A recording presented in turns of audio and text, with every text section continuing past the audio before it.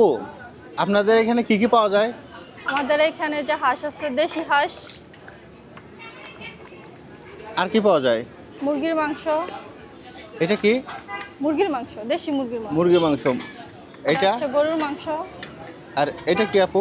এটা হচ্ছে গরুর কলিজা। আর কলিজা ওইটা? ভুনা। আর এটা হচ্ছে ভুড়ি। আর ওই পাতিলা কি আপু? এটাতে ভাত আছে, যারা ভাত খাইতে চায় ভাত। ভাতও পাওয়া আর যায়? এখানে ভর্তা আছে। ভর্তার সাথে কি কি কি কি দিয়ে ভর্তা খাবে?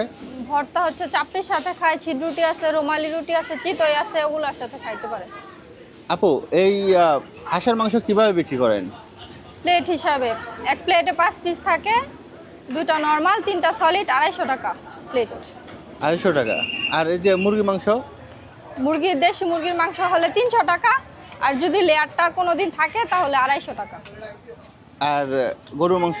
গরুর মাংস 250 টাকা। কয় পিস থাকবে?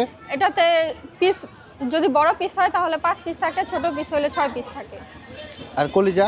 কলিজা 8 পিসও থাকে, 9 পিসও থাকে, 10 পিসও থাকে, মানে পিসের পরিমাণ অনুযায়ী। মানে পিসের সাইজ যেরকম হবে সেই অনুযায়ী। ওরকম অনুযায়ী। কলিজার দাম কত? 250 টাকায়। 250 টাকা। আর গরুর বট? গরুর ভুঁড়ি 1 প্লেট পরিমাণ থাকে, ওটাও 250 টাকায়। 250 টাকা।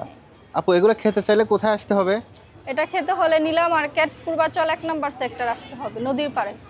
দোকানের নাম কি আপু? দোকানের নাম হচ্ছে ওই যে এখানে ব্যানার আছে, নাইমবের হাঁসের মাংস। আর এটা কয়টা থেকে কয়টা পর্যন্ত খোলা থাকে? এটা আমরা 11টা থেকে খুলি, খাবার কমপ্লিট থাকে 1টা থেকে। 1টা থেকে রাত 1টা পর্যন্ত। একটা থেকে কি কি খাবার পাওয়া যাবে? আপনি এখানে যা যা দেখতে পাচ্ছেন সবই পাবেন 1টা থেকে।